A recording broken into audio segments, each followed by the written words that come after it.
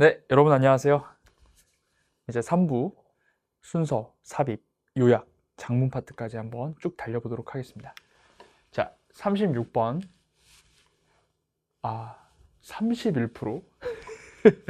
자, 이거 역대급인데 저는 좀 개인적으로 약간 무리하신 것 같아요. 제가 봤을 때 이건 그냥 좀 그런 느낌을 지울 수가 없네요. 34번 그리고 36번 조금 무리한 것 같다 이런 생각이 듭니다. 나머지 문제들은 굉장히 잘 만들었는데 모르겠어요. 그냥 저는 그렇게 생각해요. 자, 읽어보겠습니다. A sovereign state, 심지어 EBS잖아요. 주권 국가는 보통 뭐로 정의되냐면 주권 국가의 정의예요. 자, 주권 국가라는 건 국가인데 어떤 국가? 그 국가의 시민들이 자유롭게 자신의 일을 결정할 수 있대요. 자, 국가 속에 있는 시민이 자신의 일을 자유롭게 결정할 수 있답니다. 뭐 없이요. 자, 이런 부정어 잘 봐야 돼요. interference, 방해나 간섭인데 from any agency, 어떠한 주체, 뭘 넘어선? 어떤 영토의 경계를 넘어선 주체. 한마디로 우리나라라고 하면은 알겠습니다. 일본. 이 영토의 경계를 넘어선 사람들의 간섭 없이 시민들의 자신의 일을 온전히 결정할 수 있는 거. 이게 바로 주권 국가라는 거예요. 어려운 개념이 절대로 아닙니다. 자, 순서 문제 어떻게 풀어요? A, B, C 각각 연결이 되는지 꼭 확인을 한번 해본다라고 했었죠. 자, A. 어떠한 시민도, 자, 일단 시민 나왔으니까 괜찮아요. 자, 어떠한 시민도요, 공동체의 온전한 구성원이 될 수가 없답니다. 자, 뭐인 한, 그녀가 조상들의 전통에 매여 있는 한, 어떤 조상들의 전통이냐면 그 전통과 함께 공동체가 wish to break, 단절하고 싶은. 자, 공동체가 단절하고 싶은 조상들의 전통이랑 묶여져 있으면 안 좋다, 이런 말을 지금 하고 있는데요.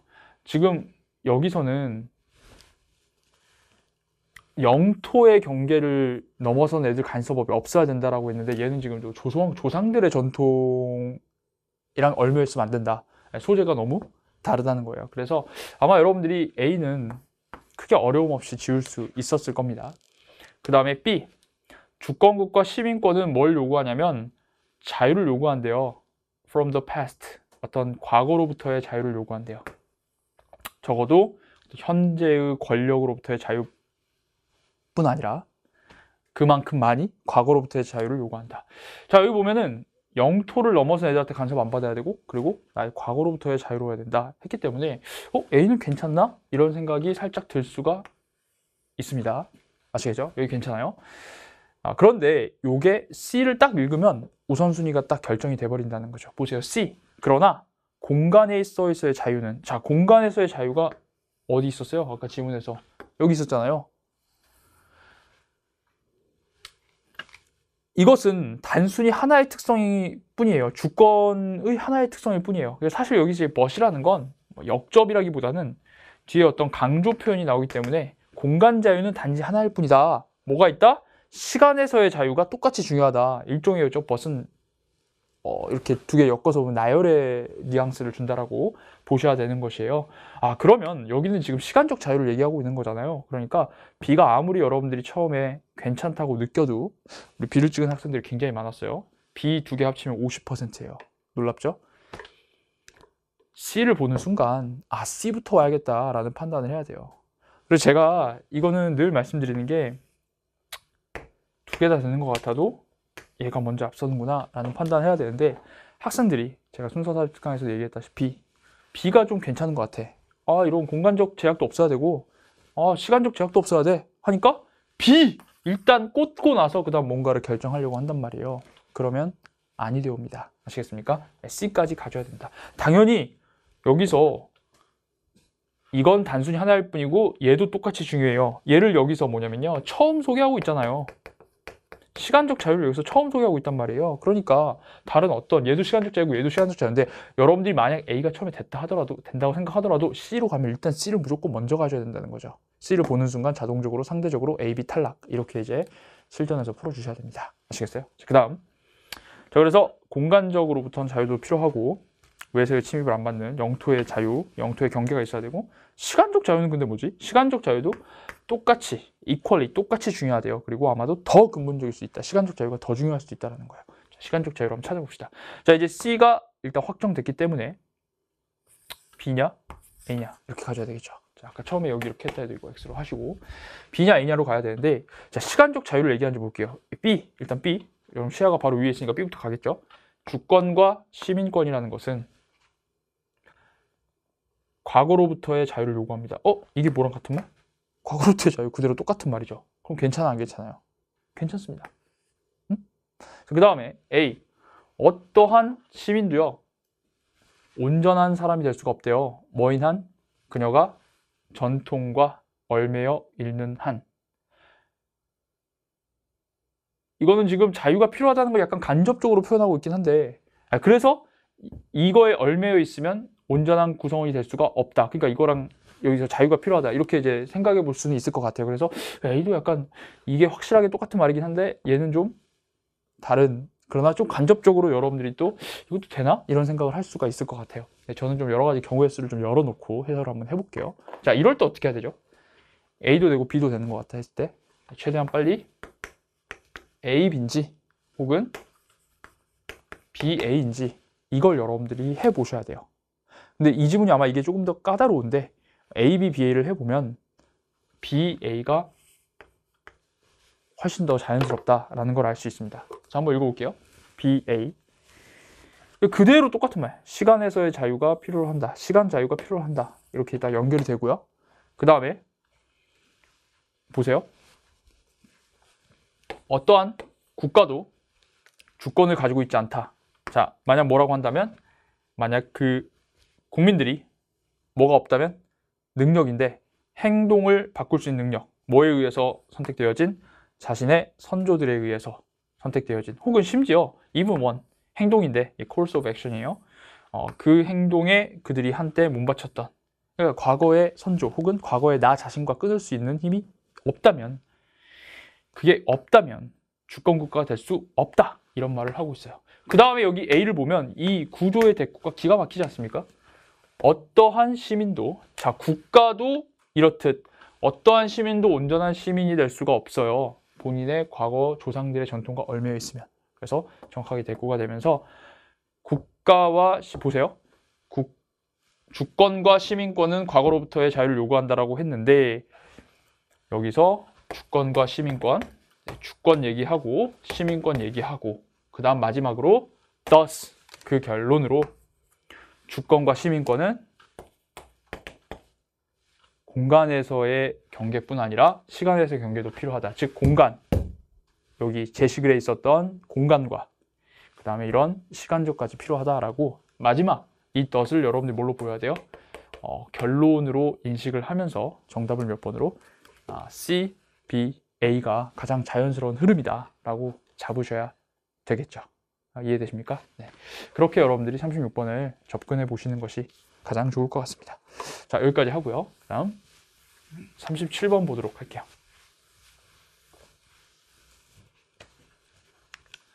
이제 B를 간 게 이제 가장 치명적이었던 판단이었던 것 같아요. 항상 B에서 멈추지 말고 항상 C까지 확인하셔야 됩니다. 아시겠습니까?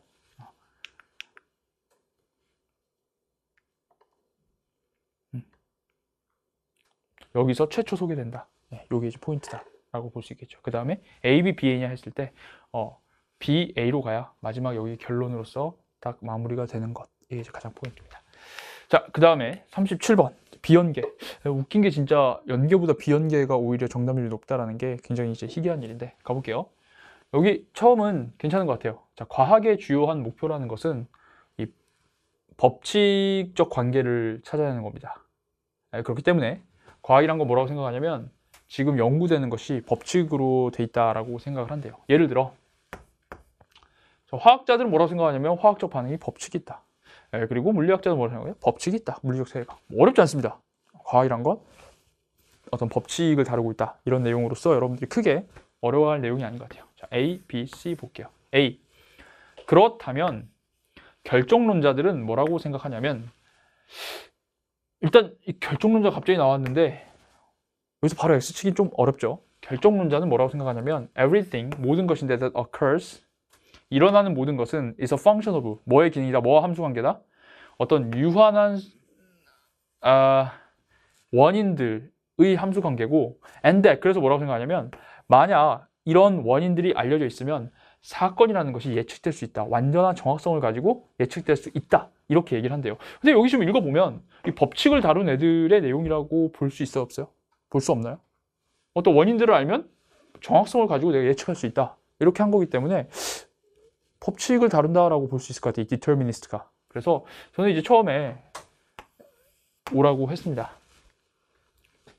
그런데 자 말했어요. 아까 36번이나 풀이법 똑같은데 여기가 처음에 좀 괜찮다 하더라도 B하고 C 각각을 읽으면서 여러분들이 수정해 나가셔야 돼요. 뭐를? 이 연결의 우선순위를요. 그래서 B를 보시면 The assumption that 자 뭐라는 생각?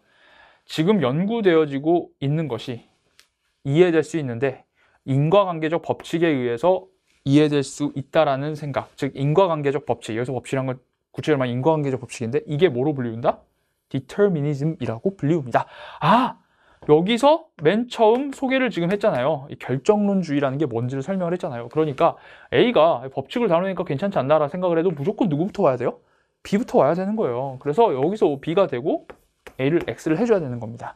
아시겠어요? 이런 느낌. 지금 최근에 평가원이 내는 게 뭐냐면 B도 읽었을 때 괜찮은데 근데 딱 C를 읽었을 때 그러면 얘가 먼저 와야겠구나. 이런 거. 그 다음에 C 다음에 A, B 괜찮은데 했을 때 A, B, B, A 해보는 거. 우리가 순서 획득강에서 계속한 거. 요것이 많이 나온다는 거죠. 그냥 두 개가 아름답게 제거되는 경우는 잘 안 나와요.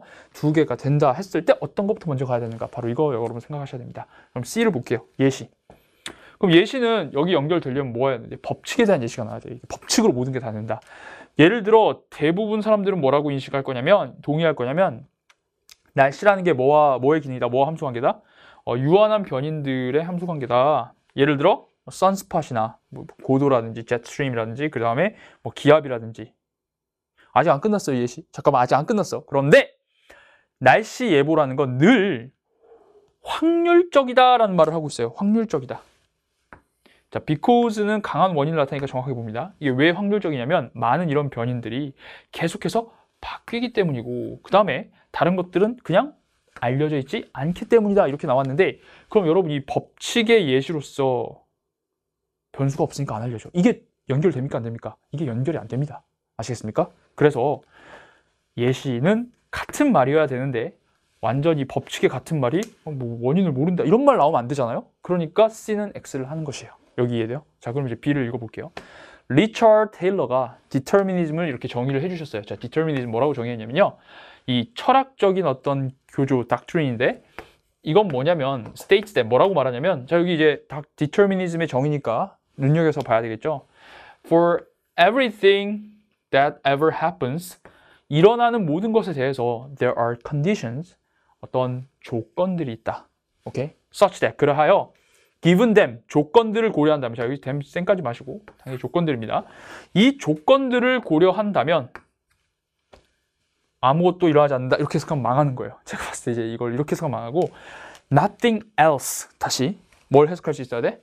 nothing else 그 밖에 어떤 것도 발생하지 않는다. 즉 조건들에 맞는 것만 발생한다. 이게 이제 결정론주의예요. 내가 알고 있는 원인이나 변이 있으면 그거에 맞는 것만 딱 발생한다. 정확하게 여러분 디터미니즘을 여기서 여러분들 정의로 해석을 해주시면 될 것 같아요. 조건들을 고려했을 때 그 밖에 else의 뭐 그 밖에 어느 것도 발생하지 않는다. 그 조건에 맞는 것만 발생한다. 라는 거죠. 됐습니까? 그 다음에 여기에요. 예시로 연결이 안 되죠. 왜요? 무조건 조건에 맞는 거 발생한다는데 여기는 막 지금 모른다는 말이 나오잖아요. 그런 말 한 적 없어요. 그렇기 때문에 여기 예시로 매칭된다 안 된다? 안 된다는 생각을 해야 됩니다. 그래서 A로 일단 가야 돼요. 그러니까 결정론주의자. 이 결정주의자는 뭐가 나왔어요? 이 결정론자를 하고 있는 애들이니까 결정주의자라고 나와야겠죠? 그래서 어렵지 않습니다. 이 결정론자들은 뭐라고 생각하냐면 일어난 모든 것은 유한한 어떤 원인의 기능이고 따라서 만약에 모르면 이게 여기 나오잖아요. 만약에 모르면 미안해요. 만약에 이러한 원인들이 알려져 있으면 완벽하게 예측할 수 있다. 여기 이런 말이 나와요. 그러나 모든 원인들을 아는 게 여기 이런 말 나오죠. Not necessary. 꼭 필요한 것은 아니다. 라고 하면서 우리 결정론자들이 이렇게 생각하기도 한대요. They exist. 원인들이 존재해. 그리고 또 뭐라고 생각하냐면 더욱더 많은 원인이 알려질수록 여기 밑줄 그어볼까요? 원인이 존재하고 더욱더 많은 원인이 알려질수록 예측은 좀 더 정확해진다. 이렇게 얘기를 했어요. 여러분 이 말의 예시가 뭐겠습니까? 바로 C예요. 한번 매칭해 볼까요? 그대로 볼게요. 날씨의 예시가 나오는데 뭐라고 하고 있어요? 어떤 유한한 수의 변인들의 관계다라고 나와 있죠. 유한한 수의 변이 있다는 건 원인이 존재한다. 이것과 정확하게 매칭이 되는 것이고요. 그런데 날씨 예보는 언제나 확률이에요. 왜냐면 이 변인들이 계속 변하기 때문이고 다른 것들은 알려져 있지 않기 때문이죠. 자, 근데 여기 보시면 여기까지 설명할 필요 있을까? 근데 보시면 원인을 알수록 예측은 정확해진다라고 했죠. 이거의 예시로 지금 뭐가 나온 거냐면 이 부분의 예시로 이제 여기가 나오는 건데 여기는 보세요. 원인이 알려져 있지 않으면 어떤 일이 벌어진다? 이거 점점 더 확률이 된다. 확률적이 된다는 것은 즉 예측이 잘 안 된다라는 것이죠. 알겠습니까? 그래서 이게 이렇게 당연히 똑같은 말로 예시로 연결되는 겁니다. 가끔 어떤 애들이 있냐면 이게 왜 예시예요? 선생님 다른 말 아니에요? 이렇게 생각하는데 여러분 그거 아세요? 예시라는 건 영어를 많이 보다 보면 이럴 때가 있어요. 보세요. 수요가 높아지면 어떤 애가 이게 왜 예시냐? 받는 말 아니냐? 이렇게 생각하는 애들이 가끔 있어요. 얘는 원인이 더 알려지면 예측할 수 있다는데 얘는 원인이 없으면 확률적 예측이 안 된다는 말은 이거 받는 말 아니야? 이렇게 생각할 수 있는데 혹시 이렇게 생각하는 학생에 대해서 제가 잠깐 좀 언급을 해드리면 가령 이런 말이 있다고 합시다. 수요가 높아지면 생산량이 증가한다. 뭐 이런 게 있다고 해요. 물론 그거의 예시로 뭐가 나올 수 있냐면 자동차 수요가 높아지면 뭐 생산이 높아진다. 이것도 예시가 될 수 있지만요. 역으로 자동차 수요가 낮아지면 생산이 낮아진다. 이것도 이거 예시예요.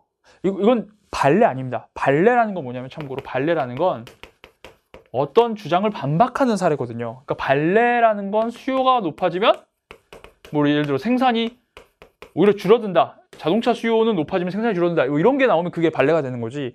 이건 같은 예시로 보는 거예요. 아시겠어요? 그래서 여러분들 당연히 여기랑 여기는 예시로 연결된다. 이렇게 판단을 할 수가 있겠네요. 괜찮으신가요? 좋아요. 그렇게 해서 37번. 혹시 예시가 납득 안 되는 일부 학생이 있을까 봐 거기까지 얘기를 좀 했습니다. 자, 이제 38번 보도록 할게요. 자, 38번은 선생님이 스콜라 모의고사 시즌 1에 삽입 문제에 있었던 지문 그대로예요. 번호만 달라졌지. 이 지문 나올 것 같았어요. 이 인권에 관련된 것으로서 최근에 굉장히 좀 이슈가 계속 되고 있잖아요. 그래서 북한 좀 느낌 소재도 들어간 것 같고 그래서 괜찮다는 생각이 들었었어요. 가보도록 할게요.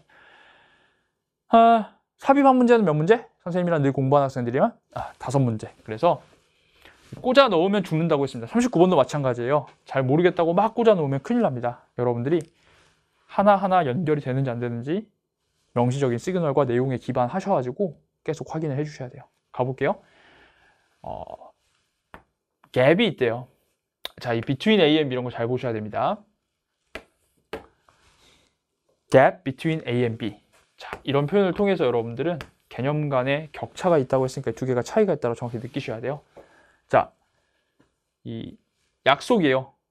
이 보편적인 인권의 선언을 약속한 거죠. 1948년에. 인권 선언 해줬어요. 약속해줬어요. 플러스와 그 다음에 실제 세상인데 뭐라는? 인권 위반이라는. 인권 위반은 마이너스겠죠. 그러니까 사람들이 막 모여가지고 다 막 인권 선포 막 이딴 거 해놓지만 실제 세상은 어떻다? 인권 위반이 벌어지고 있다. 그래서 이거 두 개 사이에 격차가 있다라고 얘기하고 있어요. 어렵지 않죠? 첫 번째. insofar as 뭐뭐인 한이라는 부사절입니다. 자, 우리가 여기 보세요. 아직 여기 1번 안 나왔지만 the victims, 그 희생자들, 더 플러스 복수명사도 여러분 당연히 맥락 속에서 느끼셔야 돼요. 여기 인권 위반이란 말이 있으니까 이 인권 위반의 희생자들과 공감을 하는 한 우리가 공감을 하면 자, 지금 인권이 위반된다 했으니까 우리가 그 인권 희생자들하고 공감을 하면요. 우리는 자, criticize A 뭐 봐야 돼? 뒤에 for B를 봐야 됩니다. A를 비난하다 B 때문에. 유엔과 그 회원국들을 막 비난할 거예요. 뭐에 대해서? 약속을 지키지 않은 거에 대해서요. 야, 니들 모여가지고 다 선언을 해놨고 했으면서 왜 이렇게 위반이 발생해 하면서 막 비난할 수 있다고요. 여기까지 이해되시죠? 그 다음. 그런데 우리는 비난할 수 있어요. 비난할 수 있지만 우리는 그 격차를 이해할 수 없대요. 뭐와 뭐 사이에? 인권의 이상과 플러스 그 다음에 인권의 위반이라는 현실 세계라는 격차를 이해할 수가 없는데 여기서 여러분들이 정확히 해석해야 될 게 바로 이 바이 이하예요. 이 바이를 여러분들이 혹시 이 바이올레이션 꾸미면 망하는 겁니다. 왜냐면 법적인 분석이나 공감에 의한 인권 위반. 이래버리면 이게 무슨 말이야? 인권 위반 왜 공감으로 인권 위반하지? 이렇게 된단 말이야. 큰일 나고 이 바이를 여러분들 어떻게 해야 돼요? 여기는 동사 수식하는 부사어로 보셔야 되겠습니다. 알겠습니까? 그래서 단순히 공감과 법적 분석만으로는 이 두 개의 격차를 이해할 수가 없다라는 거예요. 네가 방금 비난했잖아. 네가 방금 잠깐만 여기 이렇게 공감을 하면 비난할 수 있다고 했잖아. 우매 짠한 거 하면서 이 사람들 비난할 수 있다고. 왜 인권을 보여주지 않습니까? 라고 비난할 수 있는데 however 그러나 뭐만으로는 공감이나 법적 분석만으로는 이걸 이해할 수 없다. 알겠습니까? 공감할 수 있지만 이 공감만으로 안 된다. 이렇게 얘기하기 때문에 however 연결이 상당히 자연스럽다라는 생각을 해줘야 돼요. 오히려 자 이제 rather가 나왔는데요. rather는 우리 앞에 뭐 있어야 된다고 했어요? rather는 앞에 부정어 있어야 됩니다. 그래서 이것만으로는 격차를 이해할 수 없고 오히려 그것은 여기서 그것 뭐 찾았어요 혹시? 격차. 그 격차는요. 뭘 요구하냐? 즉 공감과 법적 분석만으로 안 되고 오히려 그 격차는 뭘 요구하냐면 철저한 조사를 연구하는 거예요. 누구에 의한? 다양한 사회과학에 의한 조사를 연구하는데 이 of가 investigation과 연결되는 거죠. 뭐에 대한 연구가 필요한 거냐면 이 사회적 갈등의 원인들과 그 다음에 정치적 압박의 원인들을 한번 조사해 봐야 되고 또 뭘 조사해 봐야 돼요? 오브 연결되는 거예요. 이 국가와 어떤 국제적 정치의 상호작용을 생각해 봐야 된다는 거죠. 이해돼요? 그래서 여기 rather를 기준으로 여러분들이 그 몇 살 잡으셔야 돼요. 공감이나 그냥 법적으로만 하면 안 돼. 뭘 생각해 봐야 돼? 그래. 여러 가지 사회적 갈등과 정치적 억압의 원인들도 생각해 봐야 되고 상호작용, 국가 간, 국제 간 상호작용을 생각해야 된다. 이렇게 얘기를 하고 있는 것이에요. 됐어요? 그래서 rather를 기준으로 앞뒤가 서로 뭐 된다? 부정어를 제외하고 대조된다. 빨간색과 노란색이 대조된다. 이걸 여러분 딱 느끼시면 당연히 여기도 연결이 잘 된다라는 생각을 할 수 있어요. 물론 개 어려워요. 지금. 그러니까 이것도 EBS 연계인데 54%밖에 안 되잖아요. 그러니까 이번 9월의 특징은 EBS 중에 상당히 어려운 문제들을 많이 냈기 때문에 공부가 잘 되는 학생은 좀 괜찮았을 거고 아니었으면 굉장히 힘들었을 거예요. 자, 그 다음. 그래서 이 문제를 이해하려면 이걸 이해해야 된다라고 했는데 3번. 유엔은요. 인권이라는 개념을 도입했습니다. 국제법과 정치에. 자, 인권을 도입한 거. 이거는 이제 좋은 거죠. 인권을 도입을 했대요. 여기 3번도 갑자기 유엔이 그럼 인권을 법에 도입했다라는 게 약간 이상하다. 갭을 느낄 수도 있어요. 오케이. 표시해놓고. 4번. It is a leading feature of the human rights field. 주요한 특징입니다. 인권의 주요한 특징인데요. 인권 분야의 주요한 특징입니다. 이식 가주어 대신 주어예요. 뭐가? 이 세 개의 정부가요. 인권을 선언은 해요. 그렇지만 뭘 가지고 있다? 매우 다양한 기록을 가지고 있는데 implementing them. 인권을 실행하는 데서 다양한 기록을 가지고 있다. 이게 무슨 말일까? 인권을 선포는 해놓고 이걸 실행하는 건 제각각 다양한 기록을 가지고 있다는 건 제대로 실행이 되겠어 안 되겠어요? 안 된다라는 것을 여러분들이 느끼셔야 돼요. 아시겠어요? 그럼 보세요. 여기 분명히 인권법을 도입했다는데 여기 갑자기 실행이 안 되고 있다. 이런 얘기를 하고 있는데 이것도 갑자기 방향이 전환이 되죠. 그래서 얘도 의심을 좀 해보셔야 됩니다. 쉬운 문제 아니에요. 이 문제는. 애초에 스콜라에서 제가 굉장히 어려운 문제로 낸 겁니다. 자, 마지막 5번. 우리는 반드시 이해해야 된다. Why this is so? 여러분, is so는 why this is true. 왜 이게 참인지, 왜 이게 이럴 수밖에 없는지 이런 뜻이에요. 그럼 this가 뭘 가리키는 거예요? this는 왜 제대로 인권이 보장되고 있지 않은지를 한번 이해해야 된다. 근데 사실 이 원인은 이미 여기서 얘기했어. 이런 여러 가지 복잡한 역학관계 때문에 인권이 제대로 실행되고 있지 않아, 보호가 실행되지 않고 있다 이렇게 얘기하는 거라서 일단 5번도 괜찮습니다. 그러면 우리가 이제 연결 잘 되는 거는 제거하고 3번하고 4번 정도에 뭐가 들어가야 될까 생각하면서 이제 위에 읽어봐야 줘야 된다는 거죠. 여기 보면 아주 매력적이고 우리를 이끄는 however란 연결어가 있죠. 그러나 국제 정치 분야는 지배되어 있습니다. 국가와 다른 강력한 행위자들에 의해서 대기업 같은 이 애들은 어떤 애들이냐면요. 자, 여기 보세요. 우선순위를 가지고 있는데, 자, 이 표현 작년 9평에서 또 나왔죠. other than은 뭐뭐 보다가 절대 아니에요. 무슨 뜻이에요? 뭐뭐 이외에, 인권 이외에 다른 우선순위를 가지고 있는 애들에게 지배를 당하고 있대요. 그럼 여러분, 얘들은 인권을 신경 쓴다 안 쓴다? 인권을 신경 쓰지 않는다라고 보셔야 돼요. 그래서 이 부분을 마이너스로 보셔야 되고, 그런데 마이너스야. 그럼 앞에 뭐 있어야 돼? 플러스 있어야 되고, 뒤에는 마이너스 있어야 된단 말이야. 그럼 그게 3번이겠어요? 4번이겠어요? 당연히 4번이 되는 거지. 4번이 돼야지 인권 도입했어요. 그런데요, 정치가 이런 애들에게 지배되는데 얘들은 인권을 신경 쓰지 않아요. 인권 분야의 특징은 뭐다? 제대로 실행이 되지 않는다는 것이다 하면서 아름답게 몇 번? 4번 가져야 된다라는 것이죠. 네. 이 지문을 미리 한번 봤다면은 그래도 좀 쉽게 접근을 했을 거고, 처음 본다면 많이 어려웠을 수도 있어요. 그래서 지금 3번에도 23%, 5번에도 13%, 이렇게 됐네요. 선생님이 좀 꼼꼼하게 분석을 했는데요. 사실 38번은 지문이 어려워서 그렇지, 문제풀이는 그냥 여긴 이걸 나쁜 말, 좋은 말, 나쁜 말로 보시면 문제는 사실 쉽게 풀리는 그런 걸 수 있습니다. 자, 이제 39번 사비 문제예요. 여기도 이제 중간중간 조금 답답한, 잘 해석 안 되는 부분이 있을 수가 있어요. 자, 이거 비형계인데 한번 가보도록 할게요.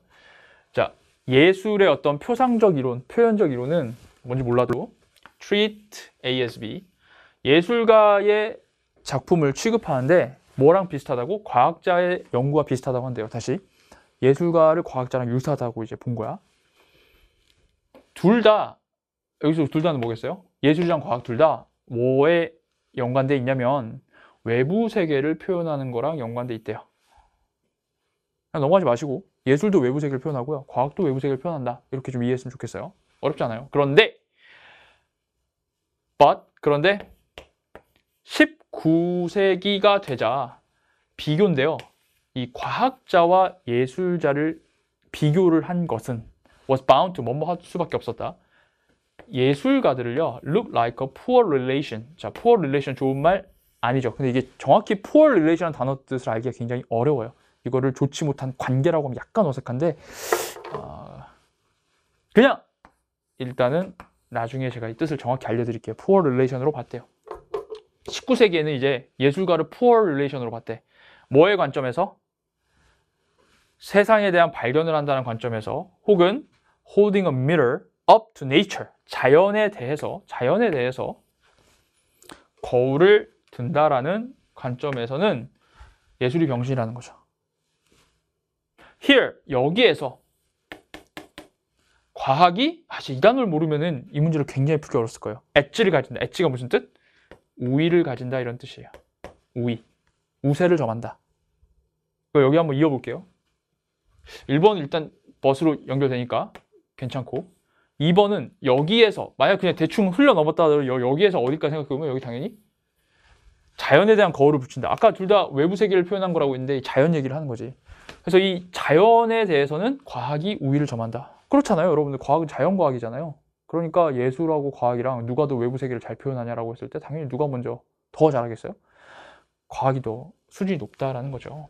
그러니까 근데 2번에서 분명히 이렇게 2번은 연결이 된다 생각하고 이제 지웠는데, 3번 The notion, 생각인데 뭐라는 생각?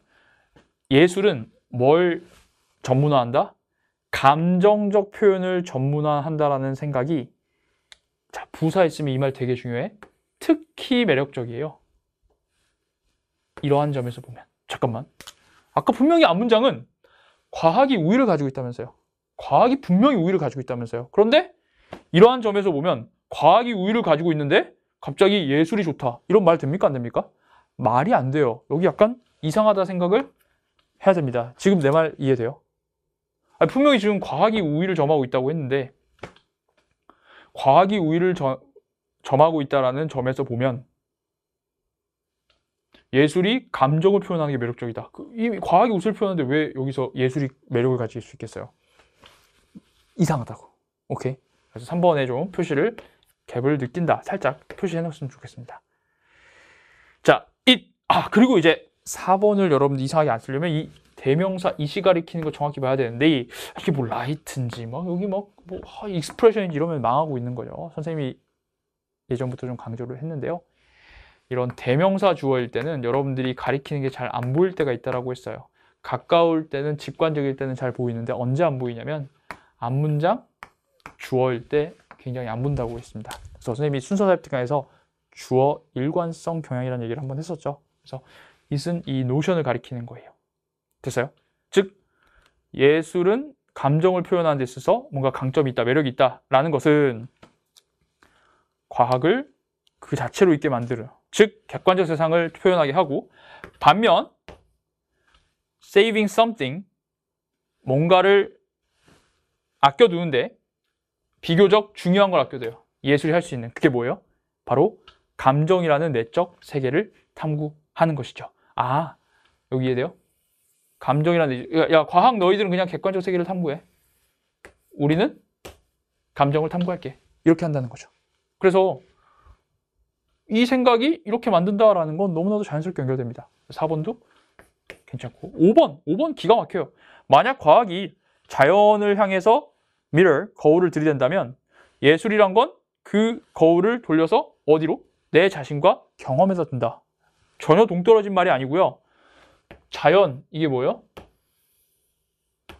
객관적 세상이죠. 그리고 자기 자신과 경험, 이게 뭐예요?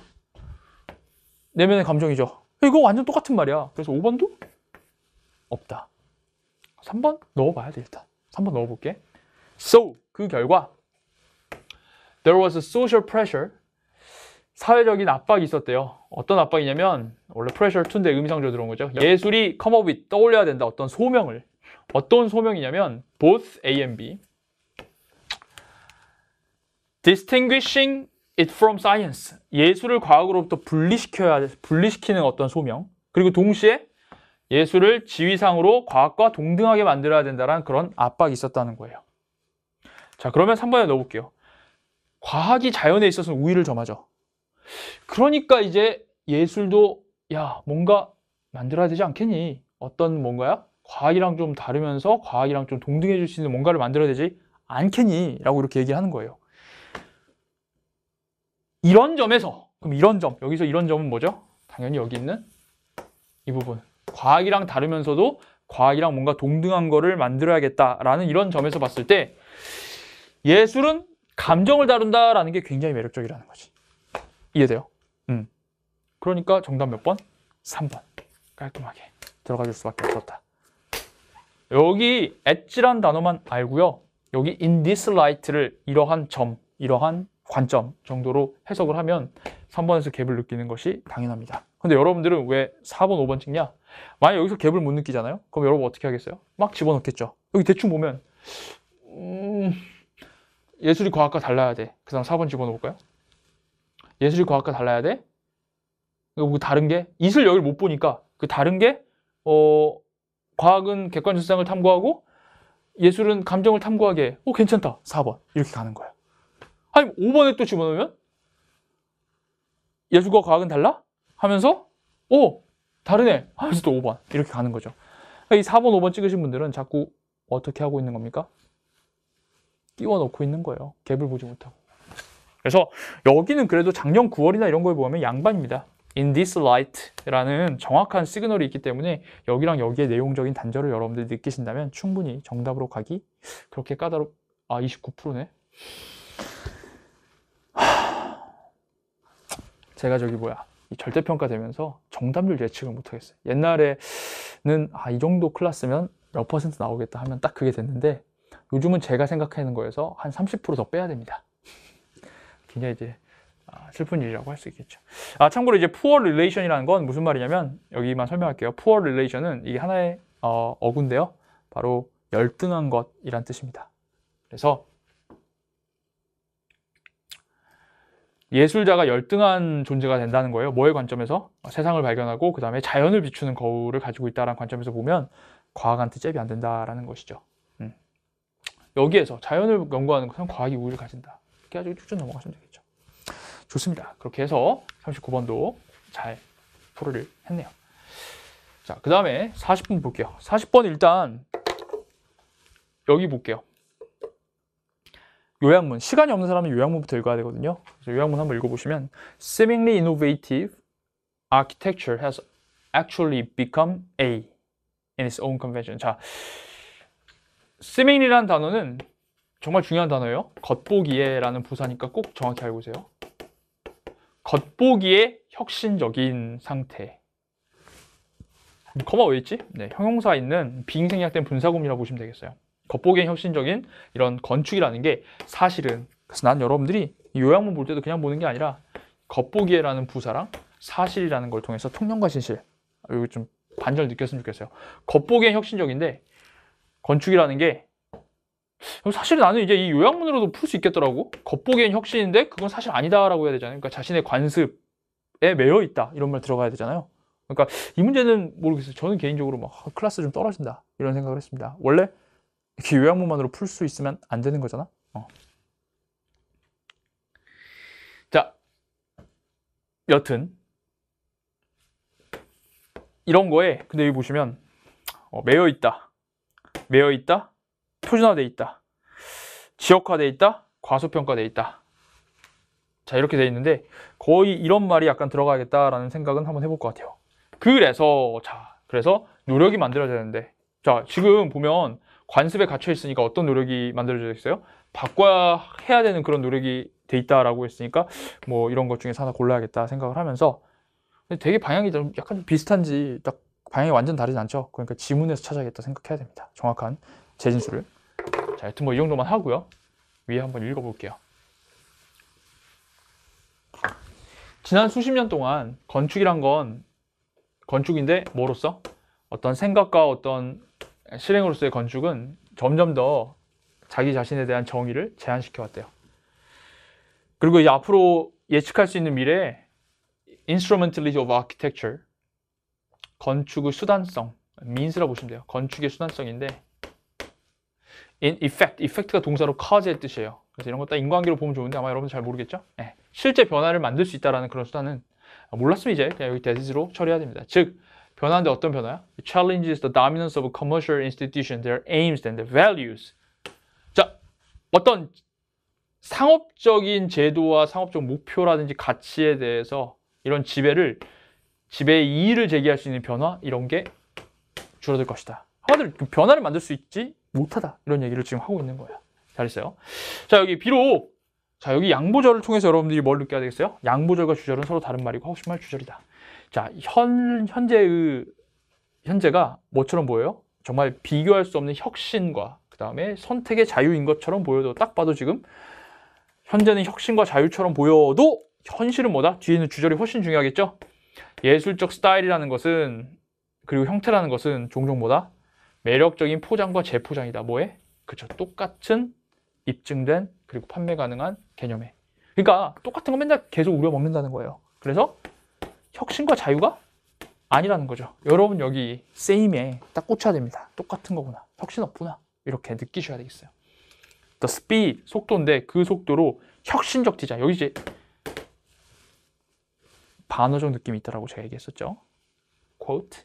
자, 이런 혁신적 디자인, 이런 celebrity architects, 정말 셀럽, 아주 유명 인사, 명성이 있는 건축가에 의해서 만들어지는 이런 혁신적 인 디자인이 받아들여짐과 그 다음에 인기를 받아들이는 속도를 한번 생각해 보면, 이 속도가 바로 뭘 보여주냐면 이런 형식적 혁신 그 자체가 중요한 그냥 상품이 되고 있다는 거예요. 자, 여기서 그냥 혁신이 아니라 형식적 형식이죠.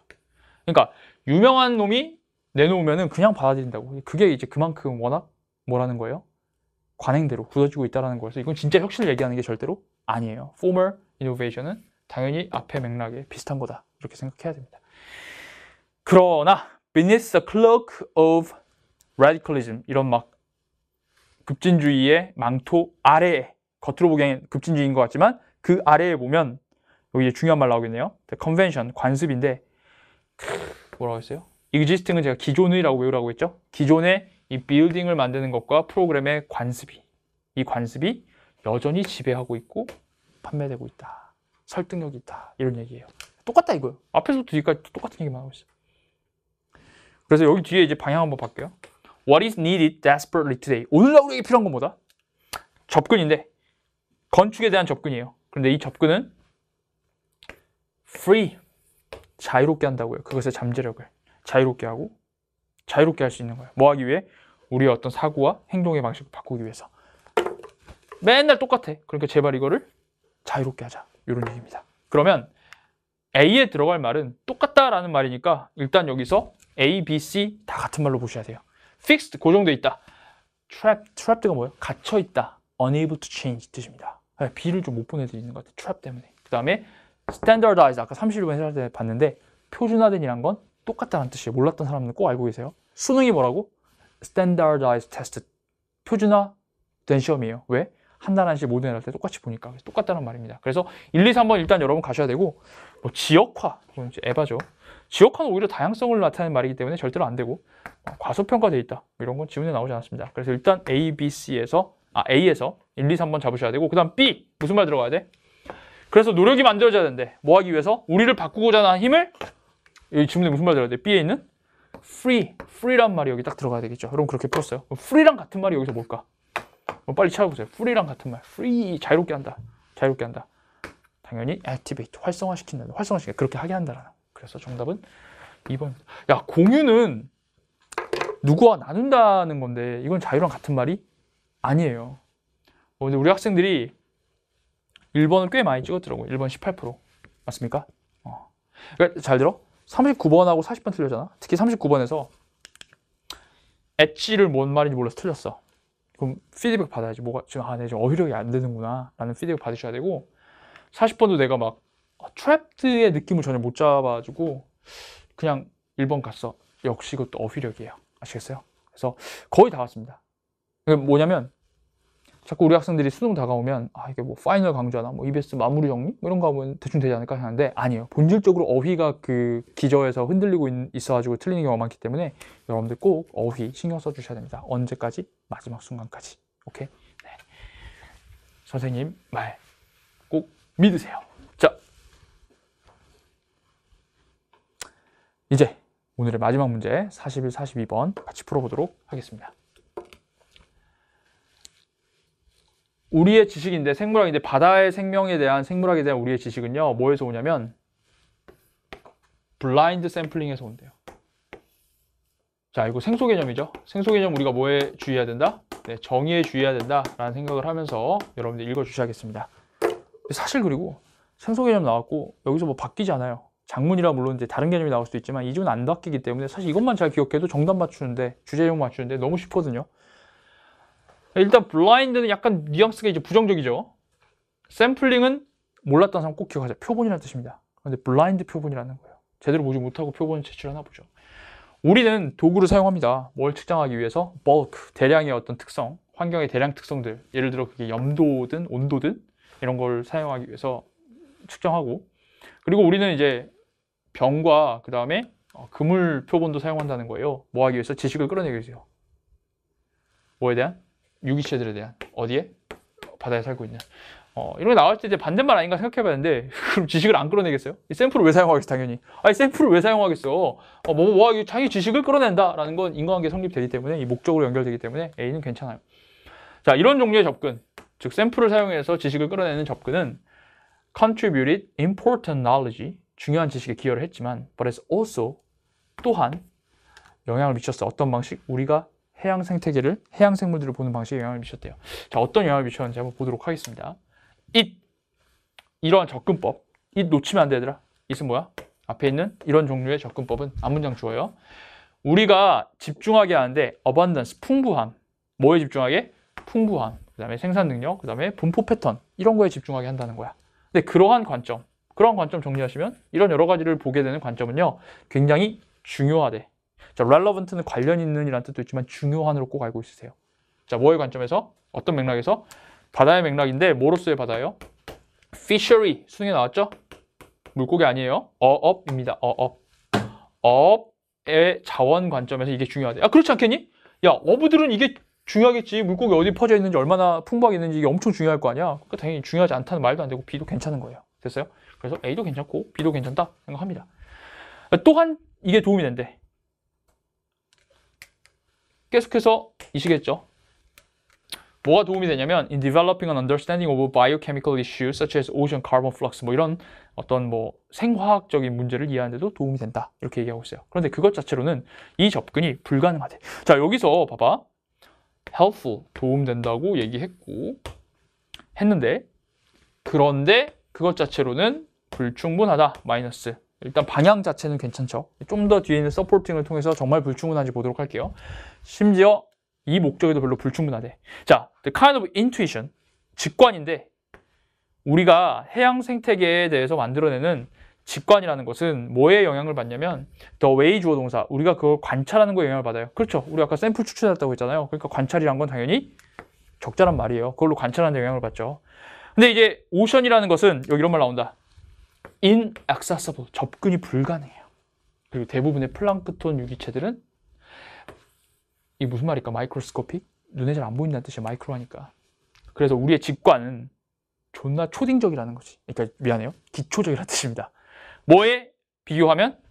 우리의 직관적 이해인데 우리가 이런 육지 생명체에 대해서 가지고 있는 거에 비하면 굉장히 elementary 수준이다 라고 얘기하고 있어요. 이런 단어를 봤을 때 elementary라는 단어를 봤을 때 여러분들 여기는 insufficient가 당연히 맞다라고 생각을 해야 돼요. 그러니까 육지는 직접 관찰할 수 있으니까 우리가 정말 그들에 대해서 많이 알 수 있지만 바다의 생명체에 대해서는 정말 아는 게 없다라는 그런 말을 하고 있어요. 이해되십니까? 결국 블라인드 샘플링에 관한 거예요. 블라인드 샘플링이 좋은 점도 있다. 그런데 불충분하다. 계속 블라인드 샘플링에 관한 글이에요. 왜? 정확히 모든 걸 다 관찰할 수 없으니까. 자, 우리의 이해인데 뭐에 대한 이해입니까? 이런 플랑크톤 유기체의 생물학에 대한 우리의 이해는 여전히 뭐에 기반하고 있냐면 여기 보세요. examination, 바라보는 건데, 검토하는 건데 죽은 개체들, 그 다음에 그 현장에서의 샘플들, 그리고 인큐베이션 실험들, 이거 다 좋은 거라고 보면 안 되겠지. 그리고 심지어 우리의 샘플링은 심지어 심하게 왜곡될 수도 있다고요. 뭘 향해서? 이 유기체들인데 not destroyed, 파괴되지 않았어요. 우리의 되게 이제 거친 이 표본 뽑아내는 방식에 의해서 파괴되지 않은 애들을 향해서만 편향되어 있다는 거지. 즉 우리가 예를 들어 뭐 심해 생물을 못 가지고 오잖아요. 못 가져와요. 가져오면 뒤지겠지. 뒤진 애들 가지고 연구한다고. 그리고 겨우 네가 나간 현장의 샘플 가지고 하고 인큐베이션 하고, 응? 그 다음에 네가 막 그렇게 육지로 가져올 때 거기에 파괴되잖아요. 겨우 살아남은 애들 가지고 하게 되니까 당연히 엄청나게 편향성이 있을 수밖에 없는 거예요. 있는 그대로 제대로 관찰하지 못한다. 이런 말입니다. Similarly, 뭐예요? 비슷하게. 그럼 여기도 뭐가 나와야 돼요? 서로 다른 둘의 공통점. 다시, Similarly는 선생님이 앞뒤가 서로 다르지만 공통점이 있어야 돼요. 서로 다른 얘기지만 여기 주제가 애초에 여기 왜 마이너스로 갔기 때문에 마이너스에 관련된 내용이 나와야 되거든요. 보세요.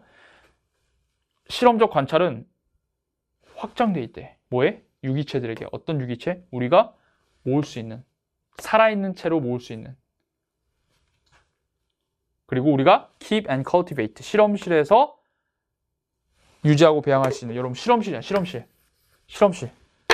실험실에 있는 데까지 확장할 수 있는 거예요. 아니지. 실험실에 받는 말 아닌가 생각했을 때 실험실에 있는 개체 정도로만 제한되어 있다라고 얘기를 해줘야 되겠죠. 이거를 어떻게 하는 거야? similarly 가지고 하는 거야. 읽기도 전에 similarly를 봤으니까 서로 다른 둘의 공통점. 다른 얘기를 하겠지만 결국 어떻다? 굉장히 제한돼 있다. 안 좋은 말이 나와야지. 여기까지 확장된다라고 하면 어떡하니? 이게 무슨 확장이니? 네 실험실 안에 있는 게 확장 아니야. 그래서 여기 정답은 아주 간단하게 2번, 알파벳 2, 5번 찍으셔야 되고요. 그럼 이 글의 주제가 뭐예요? 블라인드 샘플링, 장점도 있지만 단점이 훨씬 많죠. 그래서 그거에 포커스 맞춰서 여러분들이 선택지 봐야 될 것 같아. 그러니까 보시면 이 해양생명 연구에 대해 보이지 않는 부분이 있다. 이게 마이너스잖아요. 그래서 이게 이 글에서 강조하고는 바이다 라고 여러분 느끼셔야겠습니다. 자, 그 다음 2번.